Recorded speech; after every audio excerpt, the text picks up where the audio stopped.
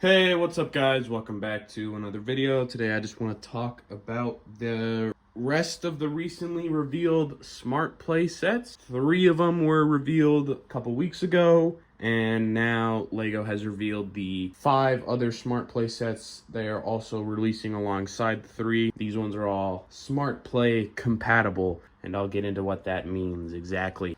But starting off with the cheapest set is a Smart Play Luke's Land Speeder. It's $40, 215 pieces, and it comes with 1 Smart Luke minifigure and a Jawa. And so, obviously, as is going to be the case with all of these sets, pretty poorly priced, right? And the set doesn't look too great itself either. Considering the side build, that's probably a 150, 175 piece land speeder. And I mean, it's probably like one step up from just being like a 4+ land speeder pretty much. It doesn't look bad or anything. I don't think it looks terrible, but it's obviously not worth that money. And there's nothing really appealing about it at all. And of course it is just another land speeder as well. And we've gotten plenty of those, so nothing too much to talk about there. Then there's the Smart Play ATST. This one's $50, 347 pieces. Comes with a Smart Wicket and a Scout Trooper and ATST driver. And I mean, we got like a 4+ ATST, I think 2 years ago now.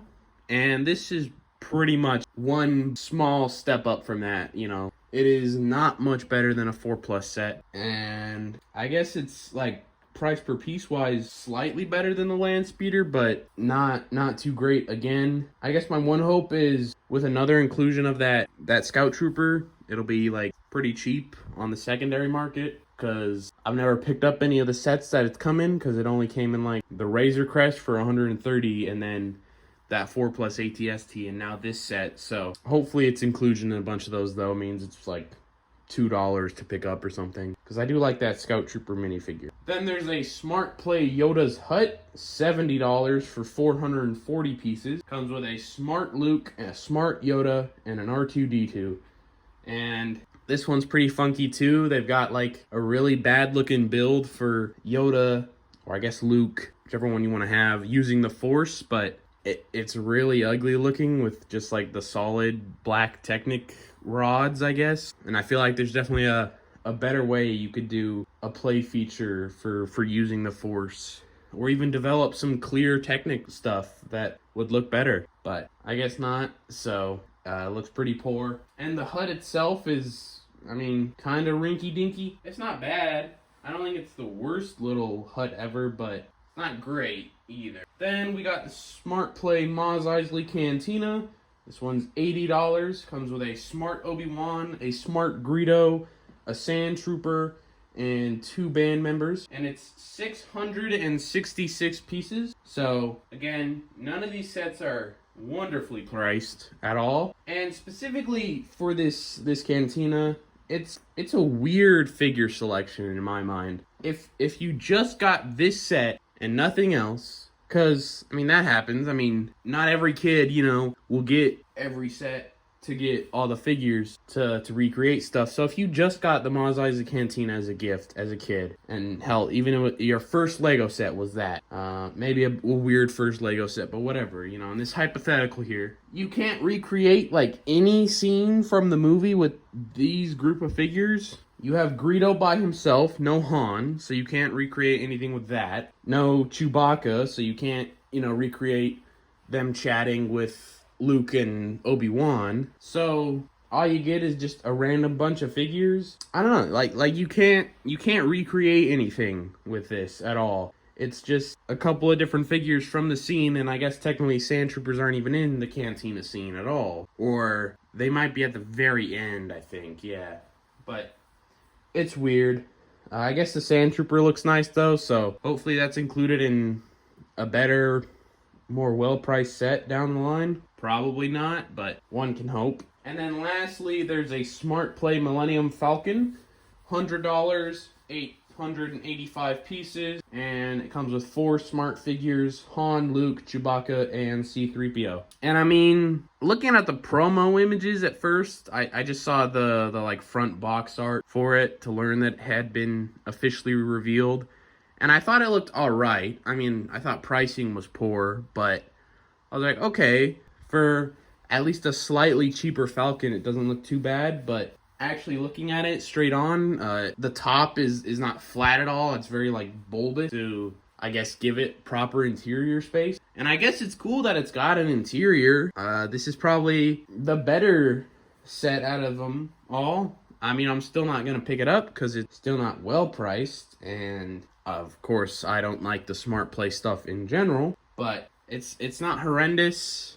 And if this wasn't Smart Play and this could be priced at like $80 and maybe with no Smart Play features, the outside would look just a little nicer with a more flat top of the ship, then it'd be pretty neat. But unfortunately, it's linked to the Smart Play stuff, and so it's not well priced and doesn't look perfect or anything. So that is all the sets. And to get into it, these are all Smart Play compatible. That's what they are. They're not, when you look at Lego, you know, the first 3 sets revealed were Smart Play, and then it said all-in-one underneath. You know, when you're on Lego.com and you're looking at the sets. These ones are Smart Play compatible because they don't come with the Smart Brick that actually allows you to, you know, use the functionality that they thought was worthwhile enough to do this whole gimmicky line. So, if you just got, say, the land speeder, it wouldn't play any noises or anything because you don't have a Smart Brick for it, which means you are bare minimum required to spend at least, as of right now, $70 to get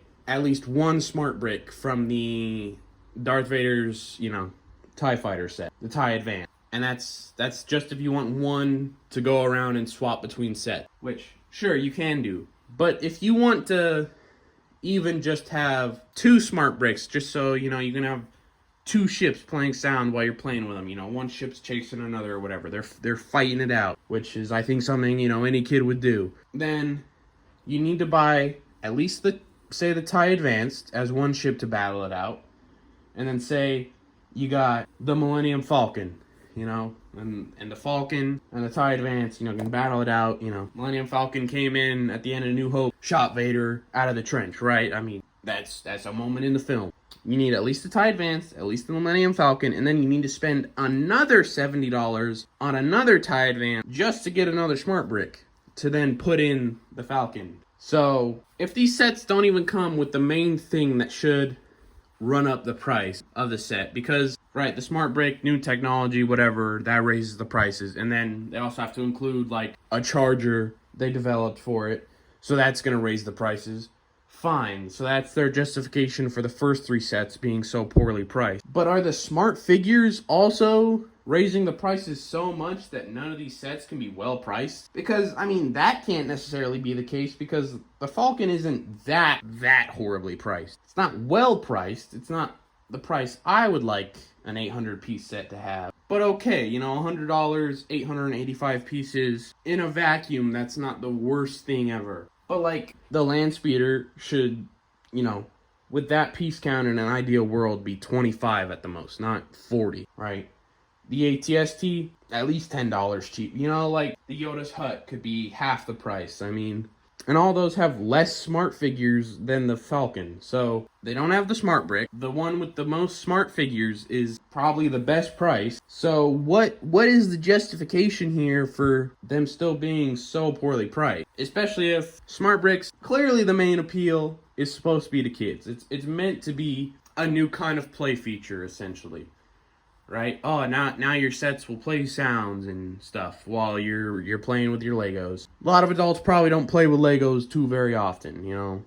Maybe you'll mess around with a ship after you've built it. Maybe you'll take it off the shelf every once in a while. But I'd say on average, an average adult, even if they collect play sets still, just because they like them, they're probably not going to be playing with them too much. So I don't get why they're so poorly priced if they don't have the Smart Brick. And then it seems really stupid that the only way to get a Smart Brick is to buy one of the 3 sets that have them, and none of them are cheap at all. Right? It's not as simple as just, oh, I'll just get another one of those to have another one. And again, sure, for most stuff, you can just swap a Smart Brick you have between the other sets and it wouldn't be a big deal. But if you want to play with 2 sets together and you only got, you know, say the land speeder, and you want to play with the land speeder and the X-Wing set they revealed, you still need to buy another set to have 2 smart bricks. Or I guess you buy the $160 throne room, and then you have 2 smart bricks, and you share that between other sets. But, like, if this gimmick does continue, if this sub line of sets somehow survives and gets into other themes and doesn't crash and burn within 2 years, then, like, surely at some point they just got to start selling smart bricks individually. Like, that's got to be the logical choice, right? Like, it has to get to a point where you can just buy, like, a pack of, like, 3 smart bricks for, like, I don't know.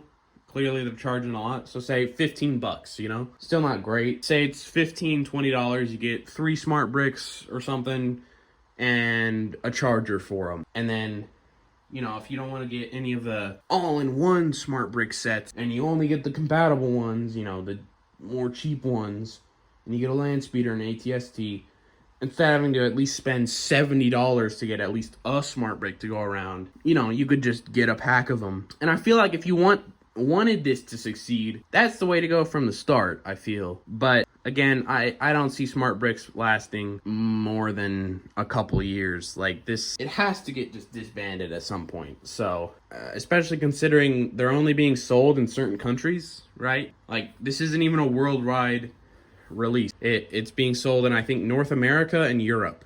And that's it.